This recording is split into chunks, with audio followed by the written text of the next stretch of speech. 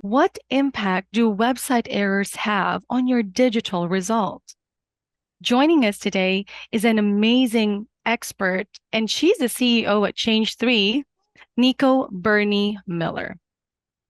We invite you to take part in this conversation, which will last about 45 minutes plus Q&A. At any time during the discussion, you can post your questions or comments in the Q&A chat. Gil will monitor and showcase some of the questions to spark this conversation further. A gentle reminder to please be respectful and appropriate with your questions and comments. If you can stay for the full event, be sure to watch the replay and set up a one-on-one with the expert speaking today. You'll get a call after the event from a member of our team to gather your feedback, complete your 1-minute voice verification, and set up your appointment if you want one. So, our team curated a host of industry data, including our own, to drive this conversation. Plus, during the event, we'll have an insightful demo from our experts at Change3. Let's dive in. Nico, what are the most common unnoticed website errors? Ahrefs analyzed more than 1 million websites, and most common technical SEO issues are numerous, including redirect issues, missing alt text, or metadata, as well as slow page loads. So, what are your comments about this data, Nico? Sure. Yeah. Thank you. Thank you for asking that question. And I think this is like the biggest part of this conversation today. Hmm. A lot of people, you've got this great website and it looks amazing, and you had somebody design it, or maybe you use a platform like, Website in a Night from GoDaddy or Wix. Wix is a really popular one, or Shopify is another popular one. There's loads of really great website platforms. There's also WordPress, where people, might build their website on top of WordPress, which has been around forever and it's awesome. And tons of websites are in WordPress. And you might be thinking, oh, my website looks great and it's working great and it's amazing. But there's actually this kind of hidden sort of back channel portion of your website that most of us aren't would never see, and that's referred to as technical SEO. And so, working with the BeTechly team, I really wanted to talk about this topic because over the years, it always dumbfounds me, and my Mhm. company. We build websites, but the technical SEO aspect is something that can sometimes surprise, a lot of our clients in identifying that there could be loads of errors like this.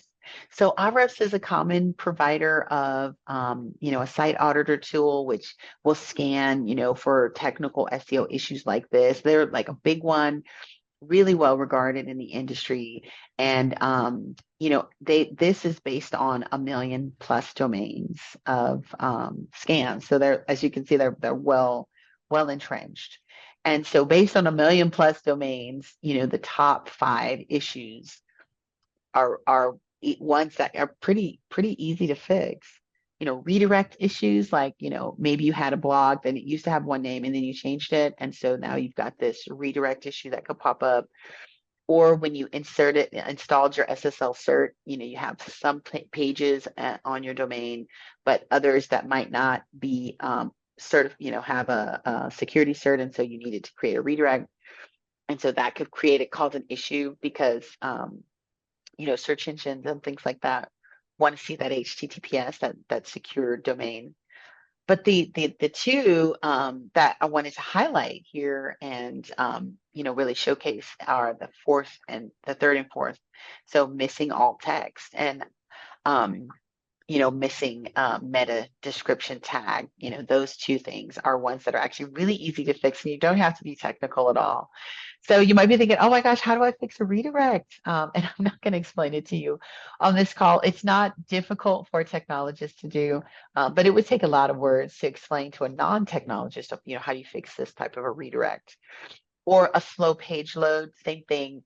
Some of these things is all about optimization, and there's like, JavaScripting optimizations and things like that, or image compression things. But you're thinking, well, what are you talking about? I'm explaining this to you guys to help you understand something that, was made aware to me years ago, is that to have a properly functioning website that's going to be optimized for your digital activities like paid media, for example, whether it's search or whether it is paid social media, which is where a lot of people do paid media now. It's some very technical bits involved in it. And this stuff isn't hard to fix. It won't take millions of dollars or anything, but it usually takes someone who's a technologist to help you. And it's important that you find that great technology partner. A lot of folks who provide website platforms might suggest like, oh, you don't need a technology platform. You just need my platform, Wix. You just need to pay $5 a month to host your website. You won't have any issues. And you know what? Wix websites are actually pretty solid. We've scanned some, we work with clients who have some, but they still need a little bit of TLC to just optimize little bits of things here and there to make sure they're working properly for your paid campaigns. There's another list that's even more technical. So Ella, if you could show that next list on screen. So, and here's some other things, this is a different tool set that says, hey, they also scanned about 1 million sites. Like here's some things, missing or incorrect robots.txt. Like what is that? That's things that technical people use so that you can tell, those bots that are scanning your site what to do, whether they should scan or not scan certain pages. Rel canonical, what does that mean? There's certain things that might pop up if you're like ahead of the game and you've got your own scan, or you're using tools like SEMrush or something like that to scan your site. Things might pop up that you're like, I don't know what this is, or I don't know how to solve this. So that's why having a technologist to help is really helpful. And the insight, that we want to make sure you guys carry away from this is that there are, partners that you could partner with. We're a company that we work with lots of clients, really teeny clients. They just have one little tiny website, and we, maybe it's an hour every other month that we help them. Not a lot of, companies like ours, do that. It is rare to have a company like ours, agency, and we work with very large companies, but it's something that we develop as part of our small business suite of services that, you know, if you need an hour of support from a technologist, we're there to help you. There are lots of tools that you can invest in on your own, like I mentioned a few, Ahrefs or SEMrush or Screaming Frog or Moz. There's loads of really great, well-regarded industry, acknowledged platforms. And there's even new ones coming out to scan your website using AI and, recommend improvements and other tweaks and things like that. But they actually cost a certain amount of money. Now, there's some things that are free. There's some things that you can get for free from those tools, but that's usually just a one little piece of the whole picture that we would recommend that you have to know that your website's been optimized for, your digital activities. And they cost much more than 1 hour of our time.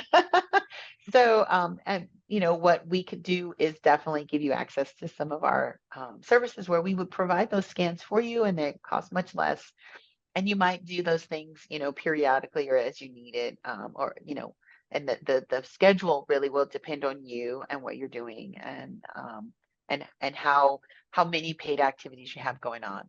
So the most common, to answer the question directly, the most common unnoticed errors on a website that will definitely have a very big negative impact in your result are related to technical SEO. And it's important to scan your website on a regular basis for technical SEO issues. And more importantly, to not only complete the scan, but to actually address those issues. The desired score that you want will be like 92%. So that's the industry standard of, okay, your website's really great. You might be thinking, well, why is it not 100%? Because there's always some issue somewhere.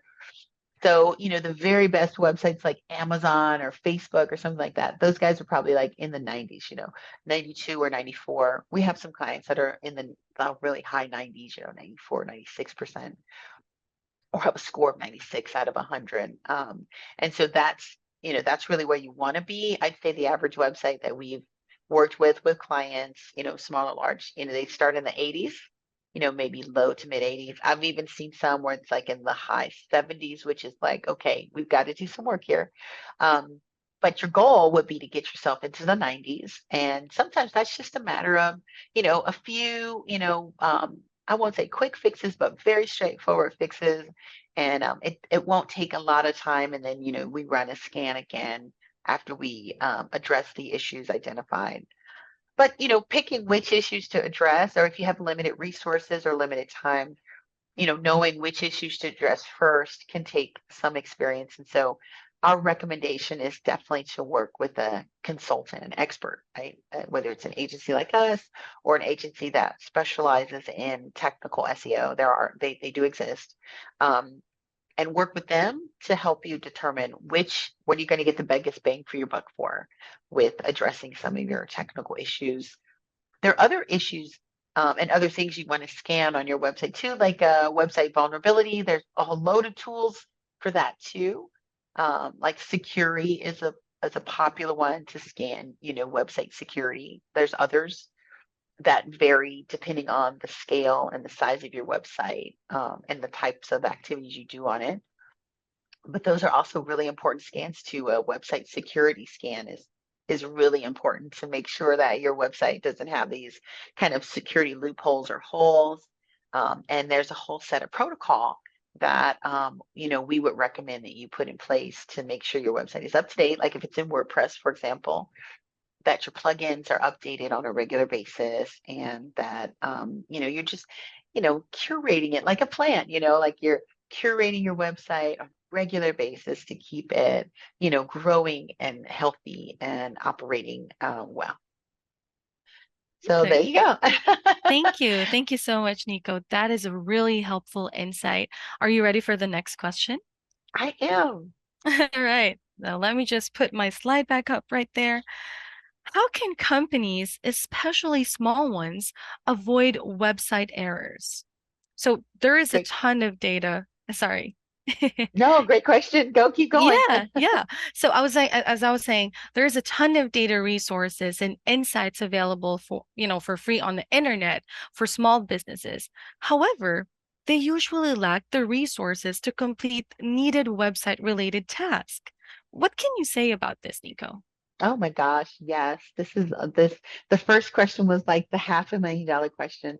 And this one Mhm. is the $1 million question, right? So the first question was like, what are the common errors? And so we showed some of those, and they're ones that are usually pretty straightforward to fix and don't take a lot of time to address. And you scan that on a regular basis to address them because those errors pop up even if you fixed it in January and you do your regular scans, you might have a similar error in March for something else, but the same kind of an error. This question is about how do you avoid errors? What's your strategy to avoid errors? So regardless whether you're a small business, and the focus we took on this was really for smaller companies because they're the ones that usually don't have a dedicated team that manage the website. If you're from a big company and you're watching this and you're like maybe you're in IT or you're a line of business, there's probably somebody in your big company that's their responsibility is to manage the technology of the website. And there's probably somebody who's responsible for managing the content on the website, right? And they work together to have an optimal website. But if you are an executive and you're, using the website for a variety of reasons, to promote a product or an event or something like that, then we would recommend that you be knowledgeable about these things as well, because, you're going to be using this asset and it should be optimized as well. But for those small business people who don't have as much support, you might be looking at this list going, oh my gosh, right? So the first part, a well-designed website. So you think, okay, well, I'm using Wix and it's got these great templates. And so that's check, right? That's solved. Um, Easy to navigate, fresh and original content, right? So those are all things that are going to fall on you to figure out, what makes your navigation easy and what's that fresh original content for your audience. Avoid using stock photos. Well, there's so much stock photos out there and some of them are great. So like how do you get, good photography or good, visuals on your website? And like I'm not going to go through the whole list. You can read those, but some of these things are really like I'll say it this way. They're companies like Intuit that would suggest to a small business owner that you can do everything, and you can do everything that you set your mind to. I know because I've owned small businesses over the years, and my business would still technically be considered small. Um, but what I've found over these, 2 decades that I have been a CEO of a small and growing company is that you always get a better result when you have someone who can focus on it, number one. And when you hire someone who's really skilled at that issue or at that task. And so how can small companies and how can anybody avoid website errors? Well, it's definitely to have dedicated resource that manage and monitor your website on a regular basis and invest in the tools that are required to really scan your website for issues, address those issues on a regular basis, and to keep the application up and running, not only from a user experience or UX perspective, the front end, which is what these lists kind of talk about, but from the back end, ensuring that your web application is well secured and monitored from a security perspective, ensuring that your application is operating properly, and to ensure that the assets or the features of that application, whether it's e-commerce or lead generation or what have you, that those things are working properly and are being optimized. The according to the SBA, more than 80% of businesses have one employee, and that's the business owner. So that means that business owner is the one trying to do all this stuff. So the best way to avoid website errors is to, like I said before, find a partner. Find a partner that's really skilled in working with your company, and this is what they do, and they can, run your scans and monitor and manage your website on a regular basis. That would be the very best way to avoid website errors. But let's go further than just errors. The next thing is there's so much more you can actually get out of your website today. So when it's operating well, and you don't have the errors, there's actually things that you can be gathering from your website. So, folks have forms on their websites, or their schedule events or things like that, and they're trying to generate leads. Well, now in the last couple of years, there's some new technology available as part of this whole identity graph, where you can actually see which companies are visiting your website. I mean, that is like the game changer. We use that technology. We actually offer a service that we call Change Street Web Insights. It's built on ZoomInfo's Marketing OS, which there are other companies that offer this, like 6sense or Demandbase. But the ZoomInfo product we actually like the best because ZoomInfo has that great data. There's another company, 5x5. They also offer something similar. But in all those cases, like the 6sense, Demandbase, and 5x5, and all the others, they've kind of sort of Frankensteined their database together through lots of different data providers. And ZoomInfo is sort of like the biggest, they're the behemoth in the space right now. They've acquired a ton of companies, and we worked with them since they were discover.org. So just, real good quality data, very good quality data. The suite is, pretty solid, and it gets better every month. But we built our service on top of that, and I'll give you an example of like how game changing it is. So yesterday we were working on something, and a potential client or prospect, hit our chat when our team was not there. So it was not monitored. And our chat bot, does say, hey, leave a message or whatever. But we got a notice that, hey, somebody was on the chat at this time and they had posted a message. Oh, I need help with something. And so, but they didn't leave a message so we could contact them later. But what was great is the analyst on our team who is responsible for using our Web Insights product was like, oh, let me go check Web Insights. And they did. And they looked at the timestamp, and they was like, hey, here's 4 companies that were on our website at that time. And so we were able to kind of narrow it down who we should reach out to try and address the issue. And that was like so game changing. Now, that's not to say that every scenario it would work out, but how helpful is it if you're engaging with your market and you're building an audience and you're attempting to, know who you're talking to through paid media or digital media. Well, now you've got a solution that can actually tell you that, you can go to your web traffic and see the brands that you're interacting with, the companies that you're interacting with. And that's really game changing. So it does require a bit of data analytics. We provide some of that when we offer it to our clients. We provide the reporting, and we can give you access to the contacts and help you build, an audience in those accounts and things like that that fit your targeting. But it's just a game changer to have that kind of information. And I believe there's a demo, right, of that particular solution, Yeah. as part of today's discussion. But the point is, having a great website isn't just about not having errors. It's actually, once you're error free, it's installing the right technology so that you're taking advantage of all the intel that you could be gathering from your website, like with Web Insights. So Perfect. are we ready for the Yes, demo? thank you. Thank you so much, Nico. That is really helpful, for us to know that there is this tool that can help us on that part. So, all right. This is my favorite part. So, Nico, at this part of, this part of the session, how much can you uncover from your website traffic? So, I think this is a perfect timing for this demo right here. So, Yes, yes. I'm gonna turn it over to a senior member of my team, Sandy Johnson. Hi, Sandy. Hi, Nico.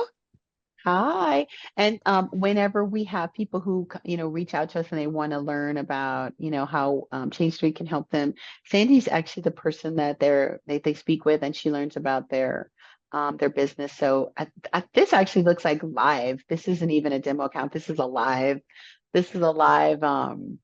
account of what's on our Web Insights for Change 3 website. Is that correct? That is correct. Yes. Mhm. So So, we can, and yeah, you walk us through it, Sandy. so the great thing about this platform is that when you go to have this on your website, you're able to see when they were last on your website. You're able to see the business account name. And with this, you're also able to see unique visits. And what that means is the higher the number, it means that more people from the same company are coming to your website. So you know right then and there that they're focused on some sort of product or service. It also tells you how many page views. Did they stay on one page? Did they move around a lot? If they're looking at multiple different options, how long they stayed on your page. That's also very important. If they got there and just stayed for, a couple seconds, or if they're on there for a long time, they're really interested in your solution or product that you're offering. We also offer the visitor's office location, and this is very important if you're doing specific marketing campaigns and you're reaching out to a certain region.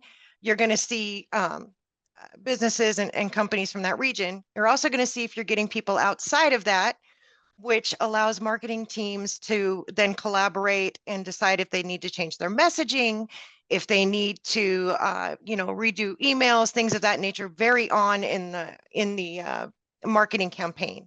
So it's very, very unique to that. There's also ways of seeing if you're doing specific marketing campaigns, and this can come a little later, but you can track by UTM. You can track by URL. So if you're running a LinkedIn campaign or you're running an email campaign, we're going to be able to tell you basically which one's working, right? If you're getting more from this LinkedIn campaign than you are the email campaign, then you know that you need to refocus or change messaging. And again, that's very early on in the campaign, so you have more time to adjust and get more leads that are coming to your website. So the So great thing Sandy, about when you were this, talking about we can tell yep, you, so what do we provide? Do we give them access to this, or do we provide them with a report? Could you explain I that? am, thank you for asking. So we provide 2 reports per month, and they come out the very first Monday of the preceding month. And the first report is going to tell you everybody that came to your website. So people refer to it as raw data. People refer to it, in several different instances. But we provide you with a detailed report about 3 to 5 days later, and that's where you're going to get the information breakdown by your URL that you're running or your UTM, where your campaigns are working. And it's very detailed. It provides all of this information as well as the URL and UTM information. Now, the one aspect that I do want to focus on really quickly is, and this is key, is that a lot of times you get companies that come to your website or visits to your website that you can't identify. Okay, you know somebody was there and they were looking at a page. Well, this tool can actually identify previously unidentified traffic. So if you have somebody that logs in not using their business email, maybe they're using a laptop, maybe they're using another device, this tool is going to be able to identify them um, through their IP address. So now you know who came on and what company they came from instead of having tons of lines of unidentified traffic, right? Um, which is key to when you're doing marketing campaigns. So as you can see from here, we had 69 companies that came to the website, a lot of different people from the same companies, a lot of unique visits, different page views, and you can see your average page views per visit. But this is what is key here, is that 30.72% of previously unidentified traffic was identified. How key is that to running your Yeah, marketing yeah. campaigns? Oh, yeah. How key is that? And and I've seen the match rate go from higher, 90% or Yeah. 70%. I think some of it is bots, right? That's a challenge for a lot Mhm. of companies right now, or this bot traffic, especially when you're doing paid social or paid media, then you'll start to see your, web traffic soar, but not all of it is actually valid traffic. It's not actual humans.